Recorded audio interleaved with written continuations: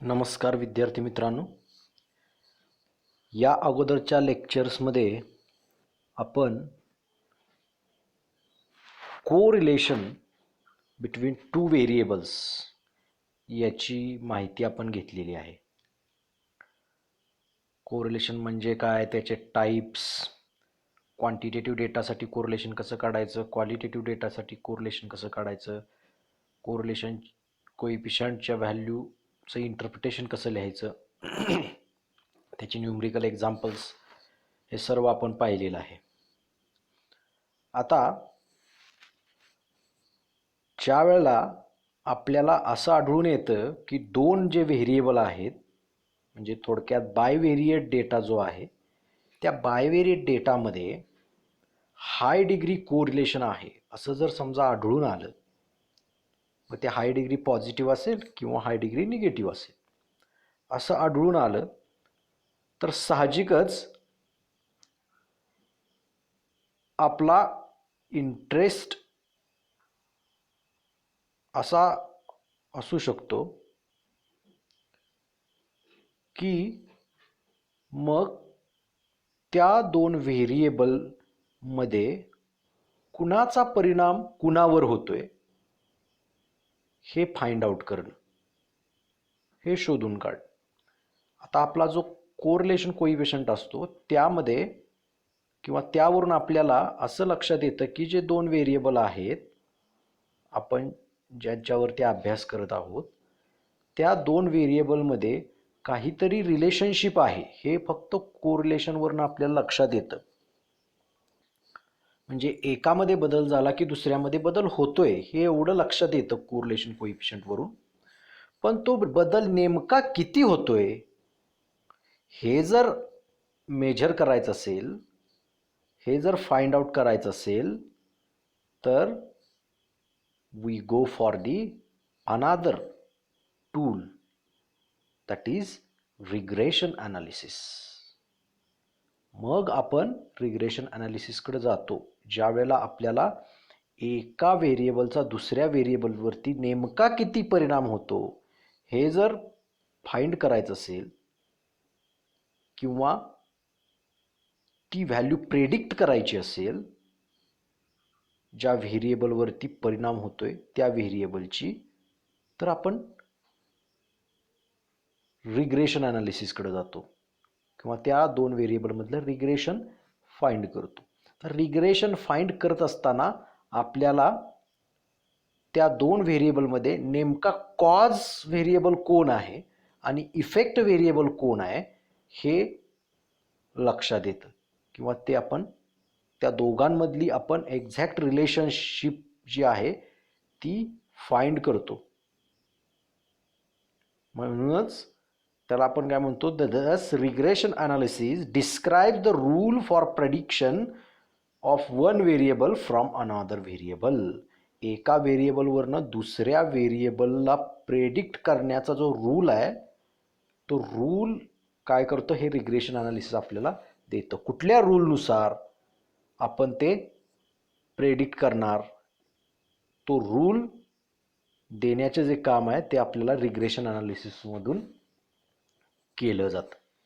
This is the concept of regression. मग रिग्रेशनची actual definition काय आहे, तर regression analysis or simply regression is a mathematical measure of the average relationship between two or more variables in terms of their original units of the data. म्हणजेच हे regression analysis म्हणजे अशा पद्धतीचं गणितीय एक परिमाण आहे किंवा त्यालाच आपण मॅथमॅटिकल मेजर असं म्हणतो.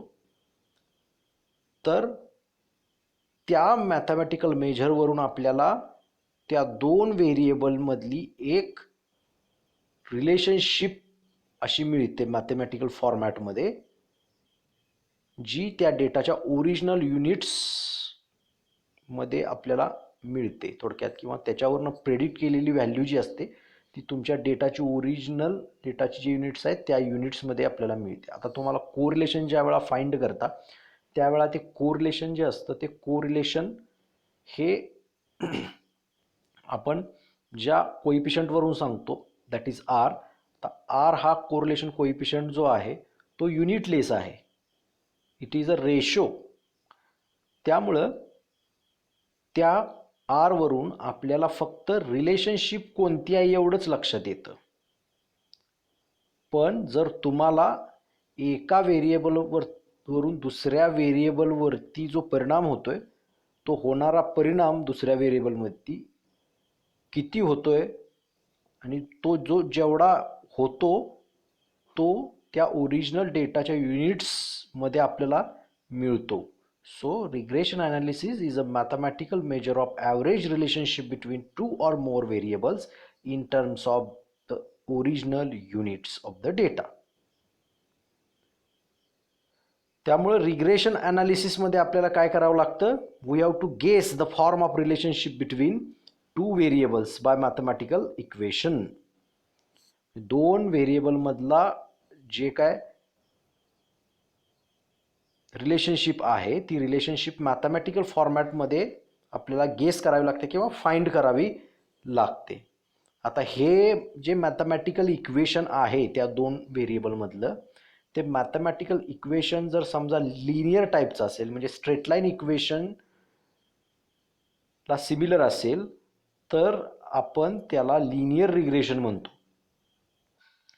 आणि जर ते तसं स्ट्रेट लाईन फॉर्ममध्ये किंवा लिनियर टाईपमध्ये ते रिलेशनशिप नसेल, मॅथमॅटिकल इक्वेशन नसेल, तर त्याला आपण नॉन लिनियर रिग्रेशन असं म्हणतो. म्हणजे थोडक्यात एक उदाहरण द्यायचं झालं तर आपण जेव्हा घर बांधायचा विचार करत असतो त्यावेळेला आपल्याला जितक्या स्क्वेअर फूटचं घर बांधायचं आहे त्या स्क्वेअर फूट आपला जो एरिया आहे घराचा त्या एरिया आणि कशा पद्धतीचं घर बांधायचं आहे त्यामध्ये कुठल्या कुठल्या ॲम्युनिटीज आपल्याला हव्या आहेत त्यानुसार तुमचा जो कॉन्ट्रॅक्टर असतो किंवा इंजिनियर असतो तो तुम्हाला त्याची एक इस्टिमेटेड कॉस्ट सांगतो. म्हणजे ती इस्टिमेटेड कॉस्ट जी असते प्रेडिक्ट केलेली ती तुमचा घराचा एरिया, तुमच्या घरामध्ये ज्या ॲम्युनिटीज तुम्हाला हव्या आहेत त्या गोष्टी या सगळ्यांचा विचार करून ती तुम्हाला एक प्रेडिक्टेड व्हॅल्यू सांगितलेली असते. आता हे प्रेडिक्टेड व्हॅल्यू तो ज्या वेळेला सांगतो कॉन्ट्रॅक्टर किंवा इंजिनियर तर ती प्रेडिक्टेड व्हॅल्यू सांगण्यासाठी तो एक प्रकारचं मॅथमॅटिकल रूल कुठला तरी त्यानं डेव्हलप केलेला असतो.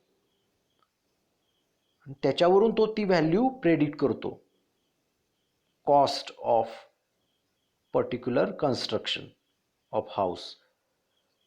तर तो जो मॅथमॅटिकल रूल आहे की ज्याच्यावरून तो सांगतो प्रेडिक्ट करतो दॅट मॅथमॅटिकल रूल किंवा ते इक्वेशन त्यानं जे काय डेव्हलप केलेलं असेल ते equation is nothing but the regression analysis of prior data. त्यानं अगोदर जेवढी काही घरं बांधलेली आहेत त्या घरांमधल्या ॲम्युनिटीज त्या घराचा एरिया वगैरे ह्याचा विचार करून एकंदरीत त्याला लक्षात आलेलं असतं, त्याला एक रूल लक्षात आलेला असतो की अशा पद्धतीच्या ॲम्युनिटीज दिल्या, अशा पद्धतीचा इतका एरिया दिला तर इतका खर्च येऊ शकतो हे ढोबळमानानं त्याला माहीत झालेलं असतं किंवा त्यानं एक प्रकारचा रूल तो बनवलेला असतो की अशा अशा पद्धतीनं आपल्याला ती व्हॅल्यू लक्षात येते, प्रेडिक्ट करता येते. म्हणून त्याचं जे मॅथमॅटिकल इक्वेशन असतं किंवा त्याचा जो रूल असतो किंवा त्याचा जो काय अंदाज असतो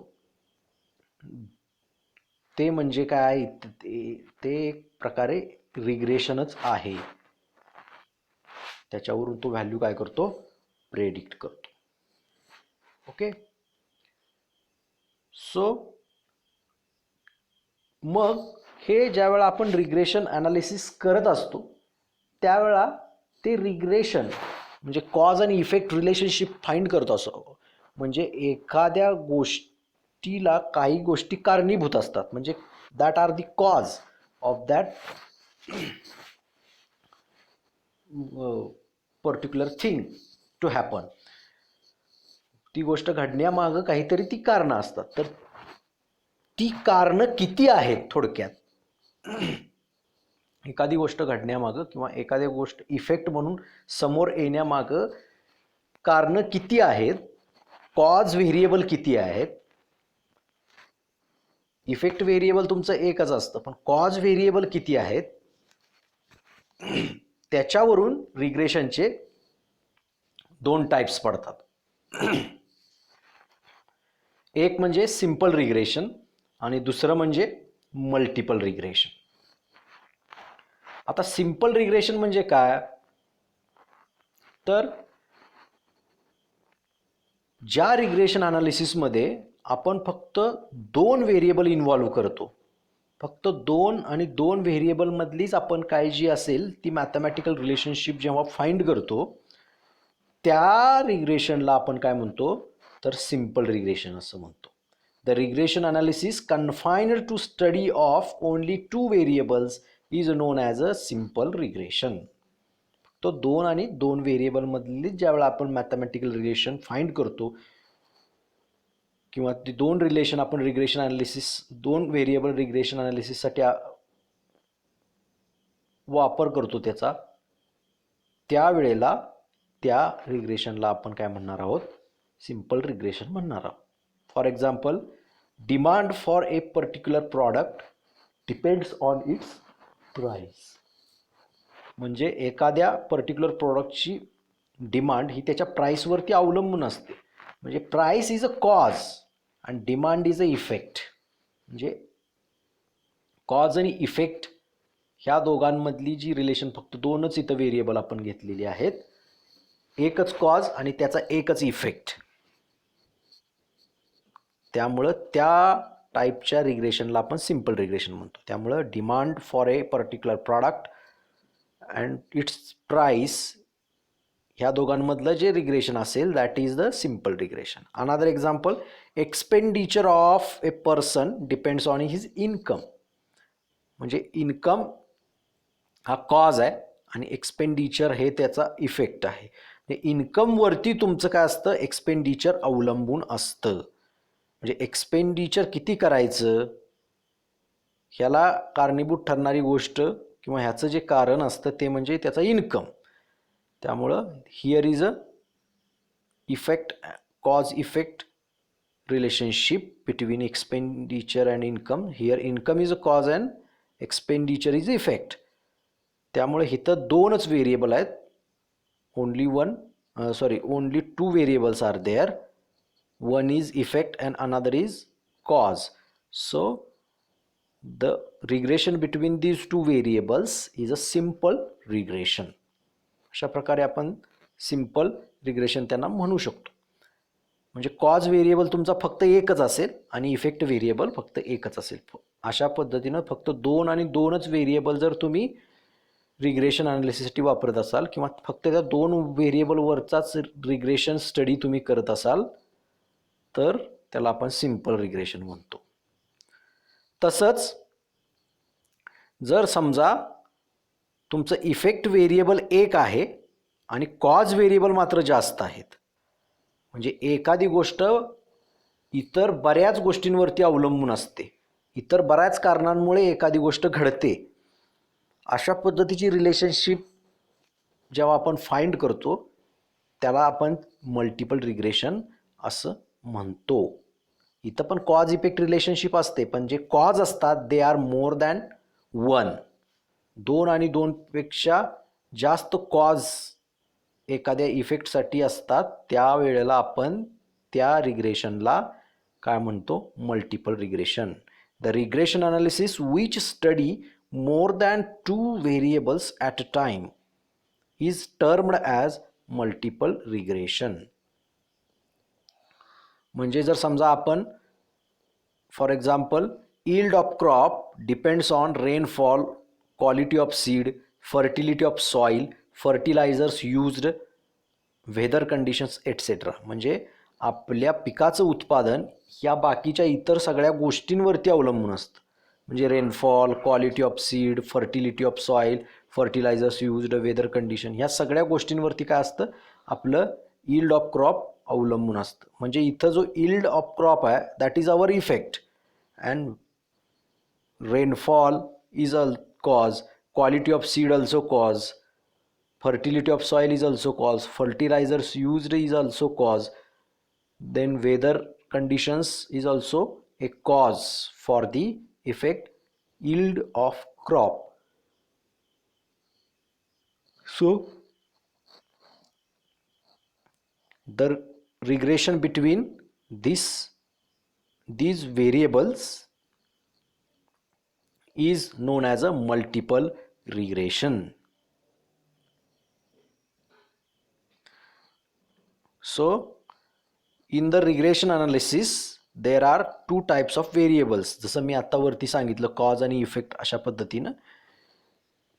तर there are two types of variables. The variable whose value is effect or whose value is influenced or predicted, जी व्हॅल्यू असं व्हेरिएबल की ज्याची व्हॅल्यू प्रेडिक्ट आपल्याला करायची असते किंवा ती इन्फ्लुएन्स असतो त्याच्यावरती कुणाचा तरी, त्या व्हेरिएबलला आपण काय म्हणतो, रिस्पॉन्स व्हेरिएबल असं नाव आहे. जी कॉज इफेक्ट रिलेशनशिप मी सांगितली, तर जो इफेक्ट असतो त्यामधला, तर त्या इफेक्टचं जे व्हेरिएबल असतं त्याला आपण रिस्पॉन्स व्हेरिएबल किंवा डिपेंडंट व्हेरिएबल असं म्हणतो. जास्तीत जास्त करून रिस्पॉन्स व्हेरिएबल हे रिग्रेशनमध्ये टर्मिनॉलॉजी वापरतात किंवा इफेक्ट व्हेरिएबल अशा पद्धतीची टर्मिनॉलॉजी वापरली जाऊ शकते. पण इथं आपल्या अभ्यासक्रमामध्ये डिपेंडंट व्हेरिएबल अशा पद्धतीनं ते वापरलेलं आहे. So the variable whose value is influenced or predicted is called a response variable or dependent variable. म्हणजे त्या व्हेरिएबलची व्हॅल्यू कुणावर तरी अवलंबून असते किंवा कुणाचा तरी वापर करून प्रेडिक्ट केली जाते, त्या व्हेरिएबलला आपण डिपेंडंट व्हेरिएबल म्हणतो. म्हणजेच ते व्हेरिएबल कुणावरती तरी डिपेंड असतं. and the variable which influences the values or is used for prediction, that is cause, is called regressor variable or independent variable.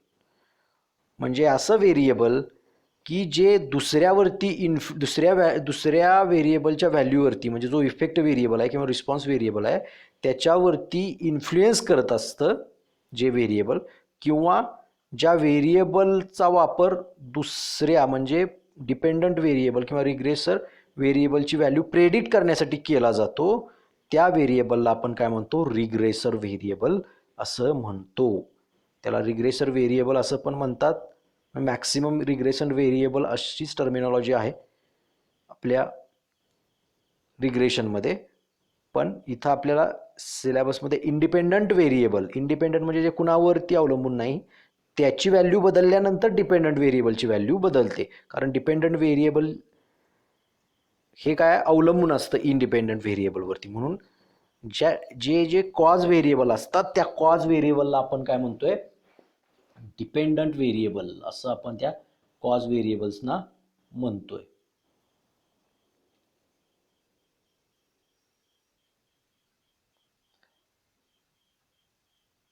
So in this way we have studied the basic of the regression analysis.